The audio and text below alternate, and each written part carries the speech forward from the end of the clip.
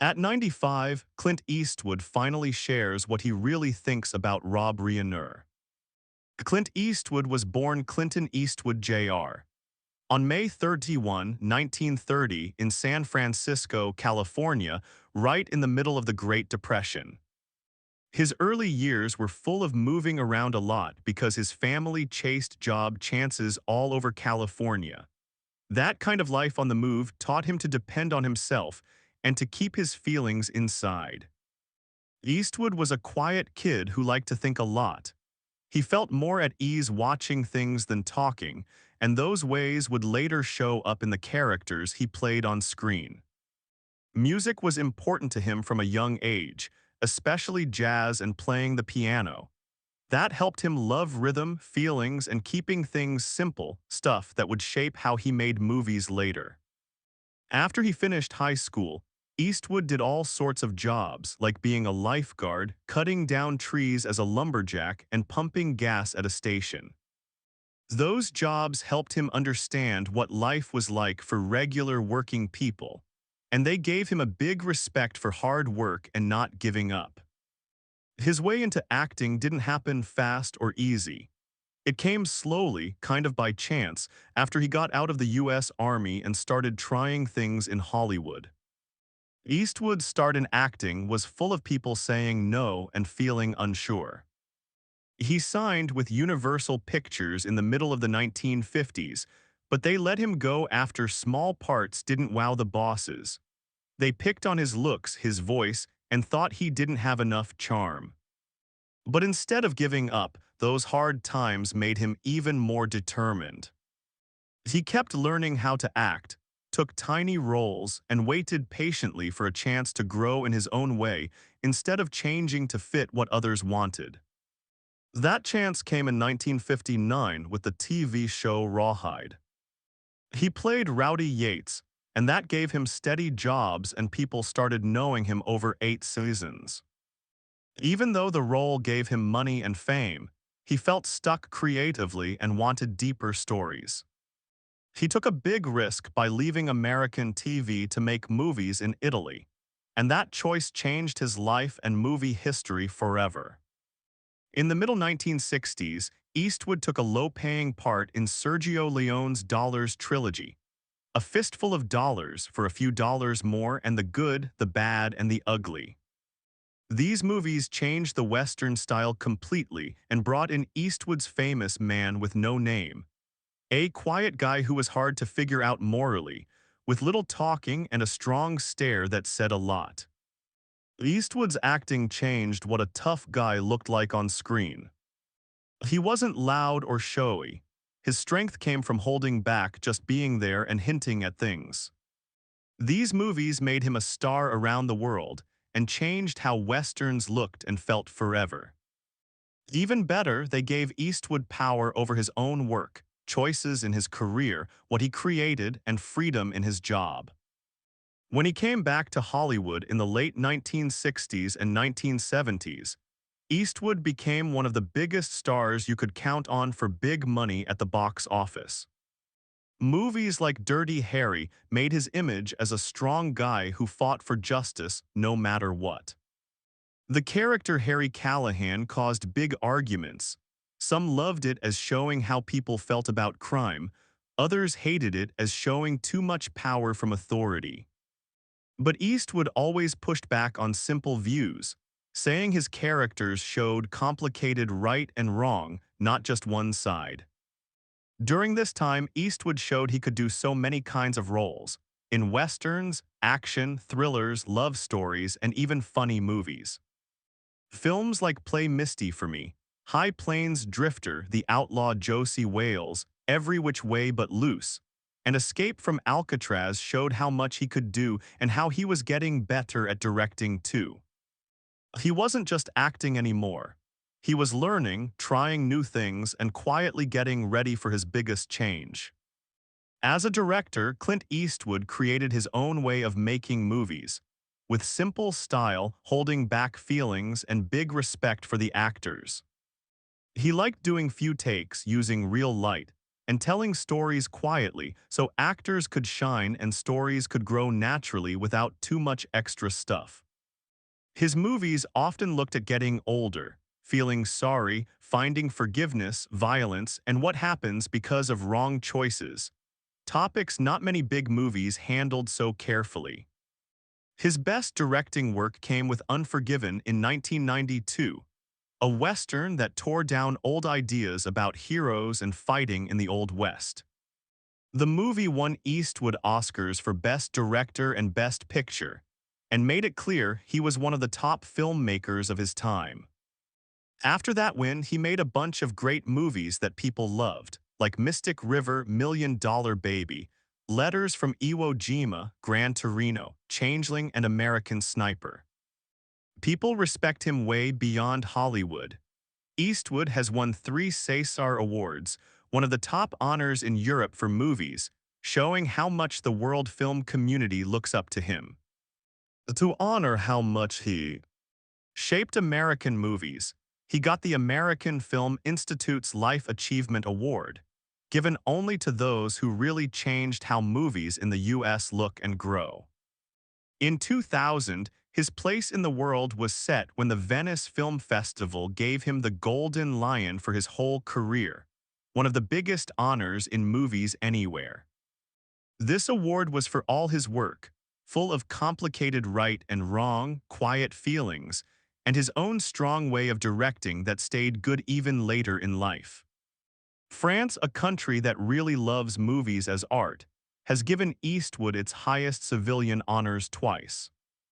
In 1994, he became a commander of the Ordre des Arts et des Lettres for his amazing work in arts and how he affected culture everywhere. Over 10 years later, in 2007, he got the Legion of Honor, France's top award, putting him with a small group of world stars whose work goes beyond countries and years. All these honors show an artist whose impact isn't stuck in one place or time, but keeps inspiring and shaping movies all over the world. Clint Eastwood's marriage to Margaret Maggie Johnson was the longest, and in many ways the trickiest love story in his life. They met in 1953, when Eastwood was still a young guy struggling with no sure road to being famous. Back then, he did different jobs like lifeguard and worker while trying to act, but not much luck. Maggie Johnson was calm, smart, and steady, and she brought calm when his future looked shaky. They got married on December 19, 1953, starting a marriage that lasted over 30 years. In the first years, Eastwood's career grew slowly, and money worries were always there. Maggie was super important then, giving him support when he faced job failures over and over. When he finally hit it big with the TV show Rawhide from 1959 to 1965, everything changed for them. Fame brought money, attention, and chances, but it also brought problems that tested their marriage for years. As Eastwood got more famous with his Man with No Name movies by Sergio Leone, and then as Harry Callahan in the Dirty Harry films, his busy work and growing freedom changed how they were together. Maggie mostly stayed away from Hollywood lights, liking quiet home life and privacy. That difference between his public life and her quiet ways got bigger over time. The marriage had long times apart, and cheating that people knew about and Eastwood later talked about openly. Even with those hard parts, they stayed married on paper for years, showing complicated feelings and caring about duty. Maggie and Clint had 2 kids together. Kyle Eastwood, born in 1968, who became a good jazz musician, and Allison Eastwood, born in 1972, who went into acting and making movies. Maggie's love for the kids and trying to keep family together was key for her during those years. In 1978, after 25 years married, Maggie and Clint split up officially, but the divorce didn't finish until 1984. The long time between splitting and divorce showed how their lives and money were really tied together. When the divorce happened, it was one of the biggest money deals in Hollywood then, because Eastwood was so successful and Maggie had been with him from the start of his rise. Even though the marriage ended, Maggie Johnson is still a big part of Clint Eastwood's personal story. She was there before the fame, dealt with the hard parts that came with it, and raised their kids mostly away from Hollywood's wild side. Their relationship, even if not perfect, shaped how Eastwood saw family duty and what ambition costs personally. At 95, Clint Eastwood talks with a clear mind that comes from living a full life creating things, without worrying about making everyone happy. Looking back over more than 70 years in Hollywood, Eastwood thinks not just about his own work, but about how the movie world has changed and the people who stand for those changes. When people ask about Rob Reiner, Eastwood doesn't talk with anger or hate. Instead, what he says is calm, thoughtful, and based on thinking Hollywood has moved away from its real goal, telling stories that bring people together instead of pushing them apart. I've never had a problem with Rob as a movie maker, Eastwood says. He's good at it. You can't make the movies he has without knowing people and timing well. Eastwood says nice things about Reynier's success, especially his early movies that had fun, warmth, and real human feelings. To Eastwood, those movies were from a time when Hollywood cared less about pushing ideas and more about good work. But what bothers Eastwood is what he sees as a big change, not just in Reiner but in the whole world around him. Somewhere along the way, the job stopped being about being curious, Eastwood thinks. It turned into being sure about everything, and being too sure is bad for art. In Eastwood's eyes, Reiner now stands for a group in Hollywood that doesn't like different opinions, mixing up strong beliefs with thinking they're better morally.